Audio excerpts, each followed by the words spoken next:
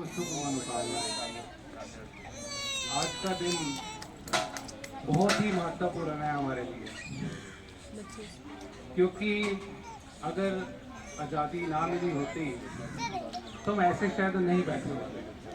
तो इसलिए ईश्वर का धन्यवाद करना है, उन रूहों का धन्यवाद करना है जिन्होंने अपनी शहीदी देकर आज ये वक्त हमें बख्शा है कि हम यहाँ पर बैठे हैं और आज़ाद हैं। देश का आज़ाद होना बहुत बड़ी बात है, बहुत बड़ी बात है, क्योंकि अगर देश आज़ाद नहीं है तो सोच भी आज़ाद नहीं हो पाती। और अगर सोच को आज़ाद और आगे चलना है, सोच को आज़ाद करना है, तो बच्चों के लिए स्पेशली कि बच्चे स्टडी करें। जितना अच्छा स्टडी करेंगे, जितना अच्छा प्रैक्टिकल परफॉर्मेंस रहेगी उनकी, तो उतना ही बच्चा आगे बढ़ता चला जाएगा।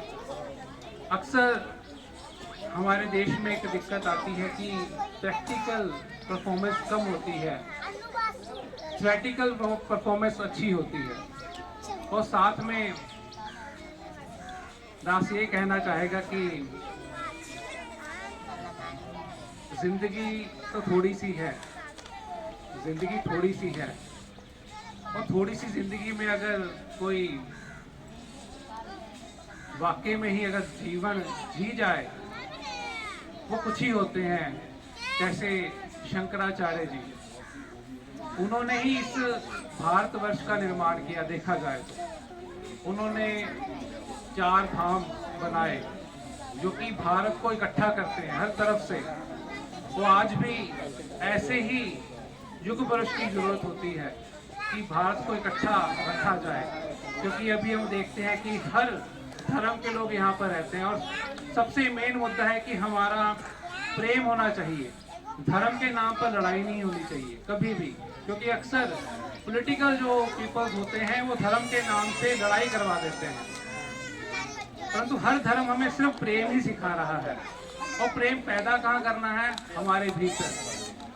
कहते हैं कि जैसी दृष्टि वैसी सृष्टि, कि जैसा चश्मा लगाएंगे वैसा ही दिखेगा। अगर चश्मा हमने हरे रंग का लगा लिया तो हरा हरा ही दिखेगा। तो इसलिए प्रेम का चश्मा लगा लें। जिसके पास प्रेम का चश्मा है उसको फिर वो सबसे प्रेम करेगा। हर धर्म, हर जाति, चाहे कोई छोटा है चाहे कोई बड़ा है, अगर चश्मा अलग अलग रंगों का है तो सब अलग अलग रंगों में नजर आएंगे, और सब में परमात्मा विराजमान। हर धर्म कह रहा है कि एक ही है, एक ही है, सब में एक ही बैठा है। और दास एक बात और कहेगा कि जो कुछ बनते हैं उन्हें कुछ कुछ होता है, जो कुछ नहीं बनते उन्हें कुछ नहीं होता। तो इसलिए कुछ नहीं बनना, क्योंकि कुछ जो बन जाते हैं, कुछ भी पद पदवी मिल जाती है, वहाँ पर अहंकार आ जाता है, और ईश्वर को अहंकार पसंद नहीं है। हमेशा निम्रता में ही, चाहे जितना कोई मर्जी आगे चला जाए, हमेशा जिसमें निम्रता है हर इंसान उसी को पसंद करता है आखिरी में। इसलिए निम्रता हमेशा बना के रखनी है, और अपने जीवन में सबसे ज़्यादा उत्तम ही प्रेम।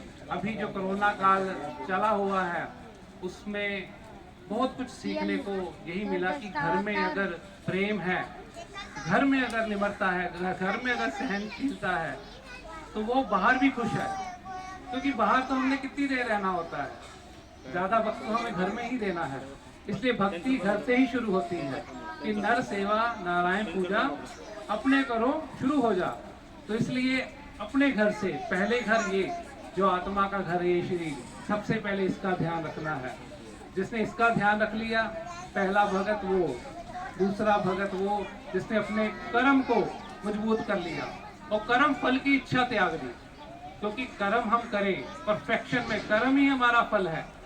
क्योंकि गीता भी यही कहती है कि फल जो है उसकी इच्छा मत करो, कर्म इस तरीके से करो कि वही फल है, वही मुझे मिला हुआ है अभी वक्त। जिसने इस चीज को समझ लिया वो भी फल की इच्छा नहीं करता, वो मुक्त हो गया, वो कर्म करता हुआ भी मुक्त है। इसलिए जो कर्म करता हुआ मुक्त है वही वाकई में ही ज्ञानी है। तो दास इन्हीं शब्दों से आपसे इजाजत चाहेगा। Thank you so much.